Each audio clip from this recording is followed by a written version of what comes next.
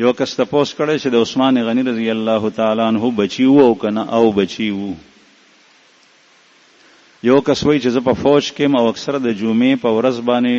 په ډیوټۍ کې را نموز د جمعې پاتې شي. د دې څه حکم دی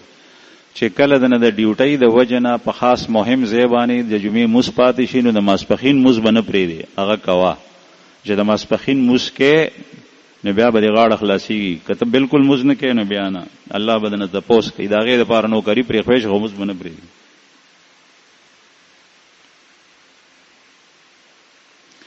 یو کس وایي چې مونږ اورېدلی دي چې کوم سړی په ګناه کې مبتلا وي نو هغه ته به سلام نه کوي، نو چې کوم سړی په موبایل کې فلم ګوري نو آیا هغه ته به سلام نه کوي؟ نو جواب یې دا دی چې نه، ځکه چې دا ګناه ده. مثلا زنانو تصاویر، بربند تصاویر دا دی ګوري، دی په ګناه کې مبتلا دی. ګناهګار باندې د ګناه په دوران کې سلام اچول نه دی پکار. بل تپوس یې کړی دی چې زما په غوږونو باندې ویښته راوځي، هغه ویښته زه پرې کولی شم که نه؟ او کمولی شي، پرې کولی شي.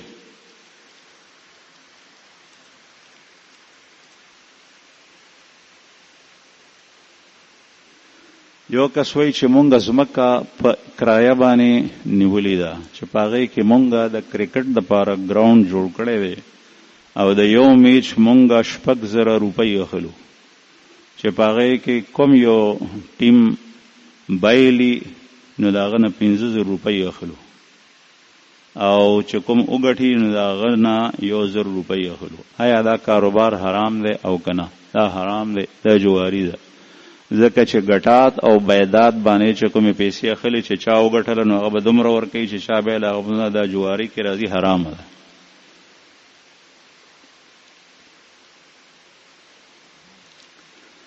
یو کس وایي چې زما یو دوست دی هغه شیعه دی، هغه ما ته تسبیح راکړي دي په طور د تحفې چې په هغې باندې یا علي او یا محمد لیکلی شوي دي، په هغې باندې ذکر کول جایز دي او که نه؟ یا علی ټکی ټیک نه دی، دا مناسب نه دی، دې پسې شاته غلطه نظریه ده. او هغه دا ده چې حضرت علی کرم الله وجهه نه ته مدد غواړي او دغه وخت کې هغه موجود نه دی، نو دا عقیده هغه طرف ته ځي چې کومه مونږ وایو د سختۍ په وخت کې یا الله. داسې تسبیح ځان سره ساتل مناسب نه دي.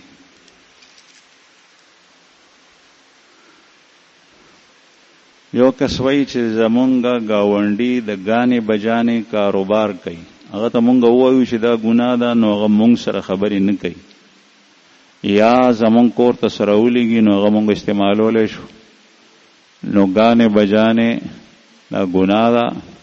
او چې کله تا سره هغه خبرې نه کوي ته ورته ښه خبره کوي چې دا مکو خبرې د سره نه کوي، نو بیا ته د هغه شی څنګه اخلې؟ تا سره خبرې نه کوي، د هغه چې ستا کور ته شی راواستې هغه اخلې، ته د هغه کور ته استو چې هغه باندې نهر یو لوګې راځي، لیکن په دې خبره کې ورسره مه ملګری کېږه. یو کس تپوس کوي چې توبه څه شی دی؟ توبه لنډه معنا ده رجوع الی الله، الله جل شانه ته واپس کېدل. سړی چې ګناه کوي نو دی د خدای نه لرې لاړ شي، چې څومره ګناه کوي دی دومره لرې کېږي.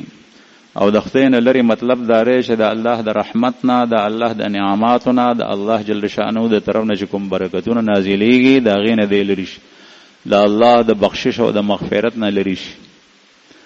او توبه چې ده هغې سره دی بیا خدای ته واپس راشي. په حدیث مبارک کې رسول الله صلی الله علیه وسلم خپله د دې مثال ذکر کړی دی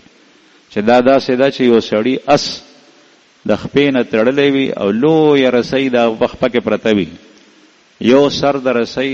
د اس په خپه کې دی او بل موږي سره تړلی دی. دا اس د دې موږي د خوا نه لاړ شي لرې لاړ شي چې څومره هغه رسۍ اوږده ده، مثلا 10 ګزه یا 20 ګزه دومره هغه اس لرې لاړ شي، خو چې څه وخت هغه رسۍ ختمه شي نو هغه خپه یې راښکلی شي، نو دی بیا هغه موږي ته راځي. نو بنده د ګناه په وجه د خپل ځای نه لرې لاړ شي د خپل رب نه، بیا واپس هغې ته راشي، دې ته توبه وایي. باقي په توبه کې یو څو شرایط دي چې دا وي نو دې ته توبه وایي. هغه دا دي چې ته چې کله توبه وباسو نو ته وایې یا الله زما د هرې ګناه نه، د دې ګناه نه او د دې ټولو ګناهونو نه توبه ده، بیا به دا ګناه نه کوم. او چې د کومه کړي دا پاغه باندې پیمانه چې یا الله بدر نشي دا چې مې وکړه بدر نشي دي بس ته دا ګناه مې پرې خو بیا به نه کوم یعنی پتیر ګناه باندې پیمانه کېدل فل حال ګناه تر کول او پرې خودل او آینده د نه کولو اراده او عزم کول لا توبه ده که بیا د نه ګناه شونه بیا هم دغه سی وای دې د توبه وای او الله جل شانه توبه قبلې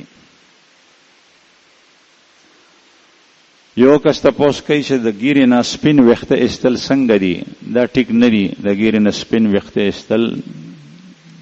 ټیک نه دي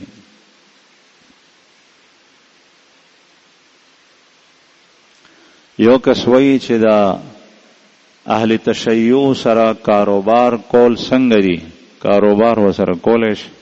چې کله پاغه کې ستا هغه طرف ته اعلان ني دا هغه مذهبي خبرې منل ني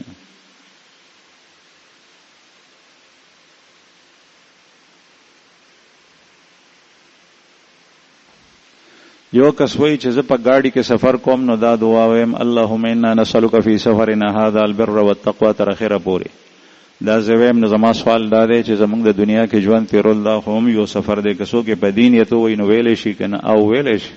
لیکن دا دعا د دنیا د دې سفر د پار راغلي چې په گاډي کې په سورلې کې یو ځای نه بل ځای ته ځي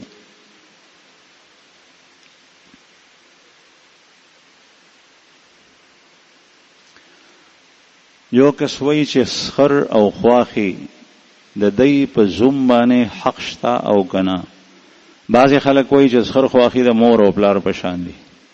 او زمونږ خلک د واده نه مخکې د سخر سره بالکل نه ملاويږي او که ملاوم شي نو خلک پیغور ورکوي چې ته بے غیرت یې او د واده نه پس هم ډیر کم د سخر سره ملاويږي ګنې خلک پیغورونه ورکوي د سخر سره ملاقات دا د پیغور خبر نه ده پیغور ورکول نه دی پکار او داسې سړی ته بے غیرت ویل نه دی پکار البته د سخر خواخي حقوق د مور او پلار پشان هرگز نه دي هغه ستا د ښځې مور او پلار دي ستا مور او پلار نه دي البته رشتہ دی هغې سره شوه نو رشتہ پالا دې ته صله رحمي ویلی کېږي په هغې باندې تکلیف رالو تکلیف کې د هغې سره ملګرتیا کو تعاون کو مصیبت پې رالو تعاون ورسره کو قرض پیسې پکار شوي تا سره رشته دی قرض ورته ورکه د لاس خپو د مټو ضرورت شو تا ته هغه تعاون ورسره کو لیکن د مور او پلار حق هغه ډیر مخکې د سخر خواخي پسې نشي رسېدی البته داسې مه کوه چې سخر خواخي کره دی رشي د هغه لور دی وکړه او په هغه باندې اوس بوج جوړ شوی د هغې په کور کې خوراک هم کې شپې هم کې نو دا بده خبره ده سپکه خبره ده هسې ملاقات د سخر سره دا د پیغور شی نه دی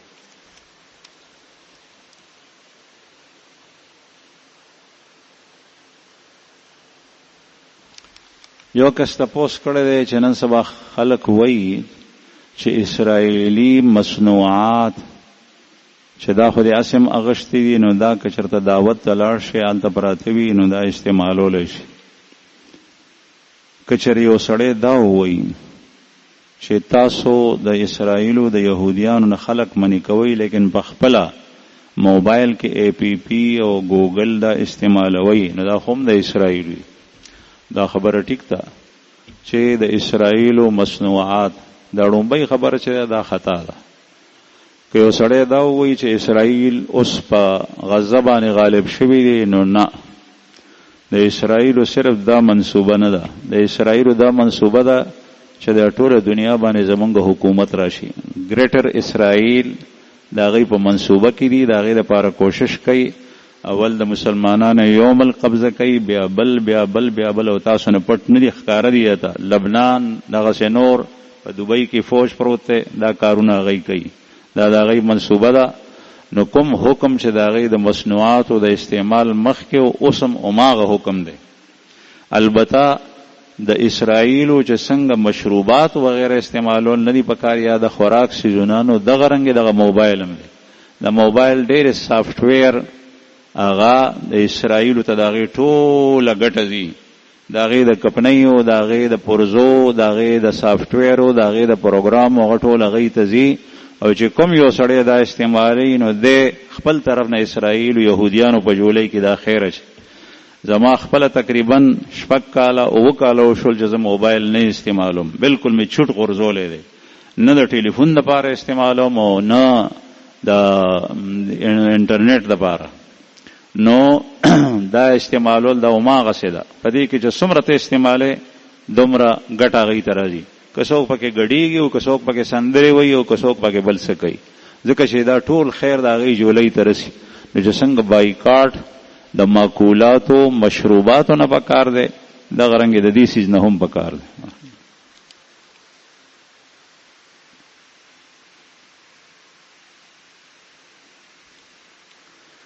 یو کس تپوس کړی چې د دعا خو د غوښتلو سیز دی، نو بیا اکثر ځایونو کې دا ویلی شي چې دا دعا وایا، پکار خدا و چې دا دعا وغواړه. ستا خبره ټیک ده، لیکن بعض خلق دعا الفاظ هم نشي ویلی، نو د غوښتلو په ځای دا ټکه استعمالیږي. دا غي مطلب هم دغه چې د الله نه وغواړه. او که یو سړی دعا په معنا نه پوهیږي او الفاظ په خپل باندې وای، نو دې ته مناجات ویل کېږي. بیا دا مناجات شو، دعا نشوه. مناجات ویلو کې هم خیر شته، البته دعا غته وای چې پزړه باندې پوهیږم چې څه شی غواړم او غد الله نه غواړي. یا مثلا کچره عربی کې معصور دعاګانې دي رسول الله صلی الله علیه وسلم، نو چې ته په معنا نه پوهیږي نو کم از کم خپل ذهن او سوچ دا غي دعا ویلو نمخ کې دا جوړ کا چې یا الله ستا حبیب پاک صلی الله علیه وسلم چې دا دعا د کوم مقصد د پاره غوستي دا زم دا غي د پاره غواړم چې کوم زما لایق وي هغه ما تراک. نو اوس دا دعام شو. یو کس وای چې زه او زما زوی مونږ نه توب کو، نو دا کار څنګه دی او د دې نه بچ کېدو دعا سره؟ نه توب کې ګیره خریل او وخت په مختلف سټایل کې چې هغه د غیارو طریقې دي پاغه باندې جوړول دا ګناه ده. رسول الله صلی الله علیه وسلم حدیث مبارک چې بخاری او د حدیثو غنو کتابونو کې ده نهان القضاء. پیغمبر علیه الصلاۃ والسلام د قضا نه منع فرمایلی ده، او د قضا تشریح محدثین حضرات دا کوي چې چرته وخت کټ کې او چرته اوګد کې. نن سبا چې څومره سټایلونه د وختو دي نو هغه چرته کم دي کټ شوی دي او چرته اوګد دي، دا ما قضا کې راځي. علما وی دا حرام دي، او چې کوم سړی دا کاروبار کوي نو دا تعاون دی په حرامو کې، نو دا ګناه ده. او د دې دعا ده چې دا پرې د کینچی منچی دی لوړه قبل کار ځان ته وګوره، او یا په خپل دکان باندې ولګو چې زه دا کار بنه کوم، ګیره بنه خریم، داسې وخت بنه جوړوم، نه نور کارونه په ما کولی شي. مونږ اورېدلي او لیدلي مو دي چې کوم خلکو دا بعضې صورتونه چې کوم ناجایز دي غیر مشروع هغې پرېښي دي او جایز کارونه د وختو کوي، هغې کاروبار ښه مزیدار روان دی او الله پاک ورته پکې رزق ورکوي.